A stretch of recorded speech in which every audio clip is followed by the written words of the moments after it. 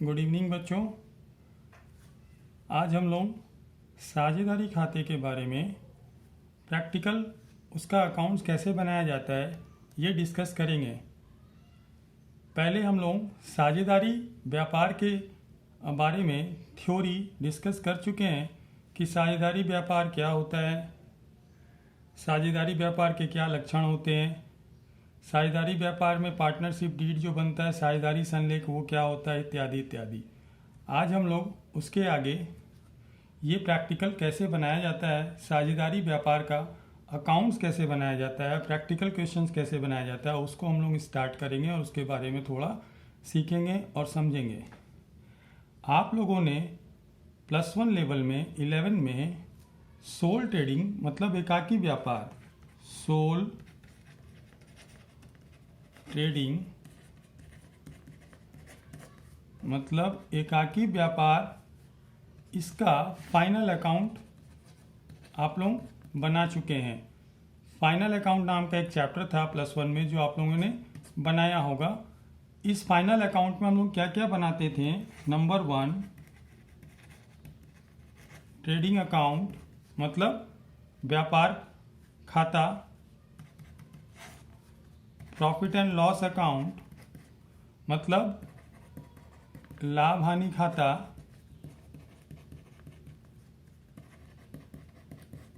व्यापार खाता या व्यापारिक खाता, और नंबर 3 हम लोग बनाते थे बैलेंस शीट यानी आर्थिक चिट्ठा।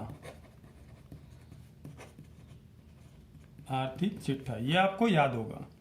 देखिए, व्यापार खाता से हम लोग क्या निकालते थे, ग्रॉस प्रॉफिट, सकल लाभ। लाभ हानि खाता से हम लोग निकालते थे नेट प्रॉफिट, शुद्ध लाभ।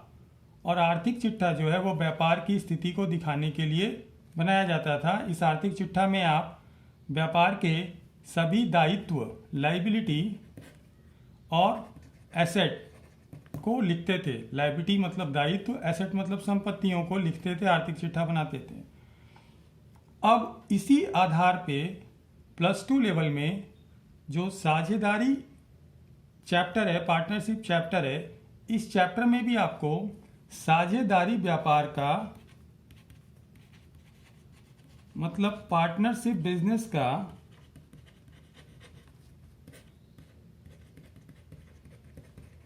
साझेदारी व्यापार या पार्टनरशिप बिजनेस का फाइनल अकाउंट ही बनाना है। इस फाइनल अकाउंट में, साझेदारी व्यापार के फाइनल अकाउंट में पहला बनता है वही ट्रेडिंग अकाउंट मतलब व्यापारिक खाता, व्यापार खाता। दूसरा प्रॉफिट एंड लॉस अकाउंट यानी लाभ हानि खाता। तीसरा profit loss appropriation account, short में हम लोग APPR अकाउंट बोलते हैं। APPR मतलब अप्रोप्रिएशन अकाउंट, हिंदी में से बोलते हैं लाभ हानि विनियोग खाता। चौथा कैपिटल अकाउंट मतलब पूंजी खाता। और कभी कभी हमें करंट अकाउंट भी बनाना पड़ता है मतलब चालू खाता। और अंत में बनता है बैलेंस शीट। बैलेंस शीट यानी आर्थिक चिट्ठा। अब ये जो है ट्रेडिंग अकाउंट, PL अकाउंट और बैलेंस शीट, ये आप तीनों +1 में बनाना सीख चुके हो ऑलरेडी, आपको आता है। 3 नई चीज यहाँ पे हम लोग को बनानी है, PL appropriation account, capital account और कभी कभी करंट अकाउंट। मतलब 1 2 3 ये 3 नया चीज हम लोग को बनाना सीखना है। जो कि बहुत ही आसान है। अगर आपको ट्रेडिंग अकाउंट आता है, पीएल अकाउंट आता है और बैलेंस शीट आता है, तो आप ये बीच का 3 चीज़ नया जो साझेदारी व्यापार में अलग से बनाया जाता है उसे भी आराम से सीख सकते हैं, समझ सकते हैं। ठीक है, अब हम लोग आते हैं ट्रेडिंग अकाउंट जब बनाते थे हम लोग, तो उसमें क्या लिखते थे डेबिट साइड में? ऑल डायरेक्ट एक्सपेंसेस, मतलब सभी प्रत्यक्ष व्यय, जैसे वेजेस, परचेज, कैरेज इनवर्ड इत्यादि एक्सेट्रा। और क्रेडिट में लिखा जाता था ऑल डायरेक्ट इनकम, यानी सभी प्रत्यक्ष आय। और फिर इसको हम लोग बैलेंस करते थे तो हम लोग को मिलता था ग्रॉस प्रॉफिट या ग्रॉस लॉस। फिर हम लोग प्रॉफिट लॉस अकाउंट बनाते थे। प्रॉफिट लॉस अकाउंट के डेबिट में लिखते थे ऑल इनडायरेक्ट एक्सपेंसेस, मतलब सभी अप्रत्यक्ष व्यय, जैसे सैलरी, रेंट इत्यादि। और क्रेडिट में लिखते थे ऑल इनडायरेक्ट इनकम्स, जैसे commission received, rent received etcetera इत्यादि। ये जो ग्रॉस प्रॉफिट होता था, ये ग्रॉस प्रॉफिट हम लोग यहाँ पे ट्रांसफ़र करते थे क्रेडिट साइड में, और ग्रॉस लॉस अगर आता था किसी में तो उसको डेबिट साइड में हम लोग ट्रांसफ़र करते थे ग्रॉस लॉस को। ठीक है, ये याद होगा आपको। और फिर जब प्रॉफिट लॉस अकाउंट को हम लोग बंद करते थे, क्लोज करते थे, तो हम लोग को मिलता था टू नेट प्रॉफिट, या क्रेडिट में आने से बाय नेट लॉस। यहाँ तक आप लोग ऑलरेडी पढ़ चुके हो +1 लेवल में, ये मैंने आपके रिवीजन के लिए, याद करने के लिए बताया। अब जो है, अभी साझेदारी व्यापार में हम लोगों को एक, ये दोनों तो बनेगा ही, लेकिन एक जो नया अकाउंट आपको बनाना है, जिसके बारे में आज हम लोग चर्चा करेंगे, उसका नाम था पीएल अप्रोप्रिएशन अकाउंट, लाभ हानि विनियोग खाता। लाभ हानि विनियोग खाता ये सिर्फ साझेदारी व्यापार के केस में बनाया जाता है। एकाकी व्यापार के केस में ये लगभग नहीं बनाया जाता है, कभी कभार बन सकता है लेकिन ज़्यादातर नहीं बनाया जाता है। लेकिन साझेदारी व्यापार के स्थिति में इसको बनाना उचित होता है, और ये लगभग ऑलमोस्ट हर क्वेश्चन में बनता है। अब जो हम लोग यहाँ पर नेट प्रॉफिट आया है, तो उसको पीएल अप्रोप्रिएशन अकाउंट में ट्रांसफ़र करेंगे पहले by net profit credit side में। अगर नेट लॉस आया है तो वो ट्रांसफ़र होता है डेबिट साइड में टू नेट लॉस। अब इसके डेबिट साइड में भी एक्सपेंसेस ही आता है, एक्सपेंसेस या व्यय जिसको आप बोलते हैं, खर्चे। देखिए, ट्रेडिंग अकाउंट के डेबिट में भी एक्सपेंस आता है, पीएल अकाउंट के डेबिट में भी एक्सपेंस आता है, और प्रॉफिट लॉस अप्रोप्रिएशन अकाउंट के डेबिट में भी एक्सपेंसेस या व्यय ही आता है।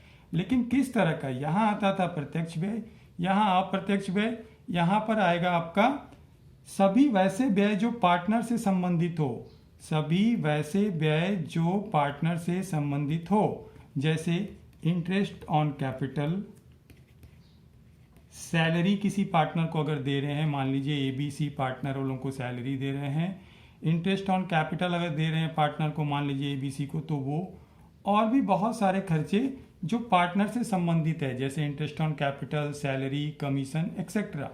वो जब आगे हम लोग करेंगे प्रैक्टिकल तो और डिटेल में डिस्कस करेंगे। आज इंट्रोडक्शन टाइप का आपको एक समझ बताया जा रहा है, सैलरी एक्सेट्रा।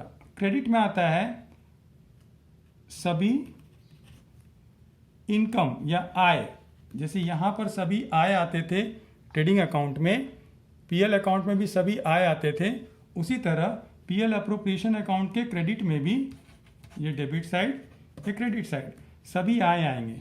लेकिन किस तरह के आय, किस तरह के इनकम, पार्टनर से संबंधित। बिजनेस में पार्टनर से संबंधित जो आय होगा, जैसे इंटरेस्ट ऑन ड्राइंग्स, IOD, जैसे पार्टनर ड्रॉ करता है और आप उससे इंटरेस्ट लेते हो तो उसको बोलते हैं interest on drawings. Interest on capital मतलब कैपिटल आप पार्टनर से रिसीव किए हो, उसको इंटरेस्ट आप देते हो तो उसे हम लोग बोलते हैं इंटरेस्ट ऑन कैपिटल।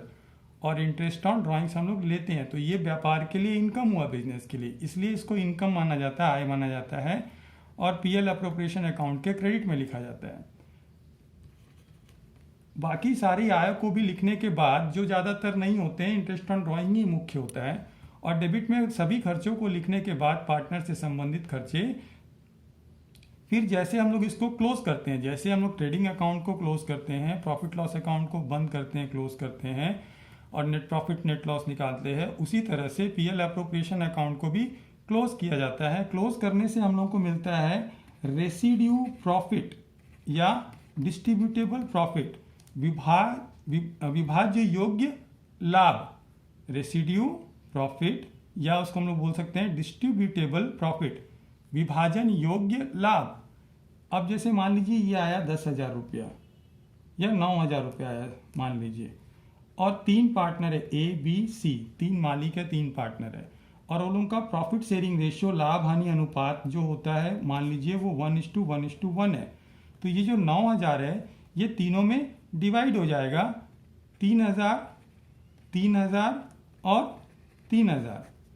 ये जो रेसिड्यू प्रॉफिट यानी डिस्ट्रीब्यूटेबल प्रॉफिट यानी विभाज्य योग्य लाभ जो आया 9,000 रुपया, ये 9,000 रुपया ABC में उनके लाभ हानि अनुपात में प्रॉफिट शेयरिंग रेशियो में बट जाएगा 3,000, 3,000, 3,000। उसी प्रकार अगर रेसिड्यू लॉस भी आ सकता है, रेसिड्यू लॉस या इसको बोल सकते हैं डिस्ट्रीब्यूटेबल लॉस। मान लीजिए ये आया 18,000, देखिए या तो रेसिड्यू प्रॉफिट आएगा या रेसिड्यू लॉस आएगा, दोनों नहीं आ सकता है। अगर ये आया तो इसे इधर डिस्ट्रीब्यूट कर देंगे, या अगर ये नहीं आया तो रेसिड्यू लॉस आया 18,000, ये भी ABC में डिस्ट्रीब्यूट हो जाएगा उनके लाभ हानि अनुपात में। लाभ हानि अनुपात मान लीजिए कुछ भी हो सकता है, मान लीजिए 1:1:1 है, तो ये हो गया 6,000, 6,000 और 6,000, और ये आपका PL अप्रोप्रिएशन अकाउंट फिनिश हो गया, खत्म हो गया। इस PL अप्रोप्रिएशन अकाउंट जैसे आप देख रहे हैं, ट्रेडिंग अकाउंट आपको आता है बनाने, प्रॉफिट लॉस अकाउंट आपको बनाने आता है, आपको बनाना है PL appropriation account. PL appropriation account बनाने के बाद आपको बनाना पड़ेगा कैपिटल अकाउंट और कभी कभी करंट अकाउंट। चूंकि ये ट्रेडिंग अकाउंट और PL अकाउंट आप बना चुके हैं +1 लेवल में, तो इसको फिर +2 लेवल में आपको बनाने नहीं बोला जाएगा। आपको डायरेक्ट प्रॉफिट लॉस अकाउंट का नेट प्रॉफिट दे दिया जाएगा, नेट प्रॉफिट दे दिया जाएगा ये वाला, या नेट लॉस दे दिया जाएगा क्वेश्चन में, और उसी को लेकर आपको PL अप्रोप्रिएशन अकाउंट स्टार्ट करना है। क्यों? क्योंकि पहला 2 स्टेप आप ऑलरेडी बना चुके हो, ठीक है। तो आपको सिर्फ PL अप्रोप्रिएशन अकाउंट बनाना है और कैपिटल अकाउंट बनाना है। किसी किसी केस में आपको करंट अकाउंट भी बनाना पड़ सकता है और उसके बाद बैलेंस शीट बनेगा। तो बैलेंस शीट भी जैसे आप +1 में बनाए उसी स्टाइल में बनता है। तो ज़्यादातर प्रश्नों में आपको सिर्फ ये 3, 4 और 5, ये 3, 4, 5 ये नए 3 चीज़ को ही बनाना है, क्योंकि पुराना जो है 1, 2 और 6 ये 3 चीज़ आप सीख चुके हैं। हो सकता है किसी क्वेश्चन में पूरा बनाना पड़े, लेकिन वो क्वेश्चन काफ़ी फिर लंबा हो जाएगा। इसलिए +2 लेवल में साझेदारी खातों में आपको ये 3 चीज़ ही मुख्यतः बनाना पड़ता है। तो आज हम लोगों ने समझा PL अप्रोप्रिएशन अकाउंट क्या है, क्यों बनाते हैं और कैसे बनाते हैं। ठीक है, धन्यवाद।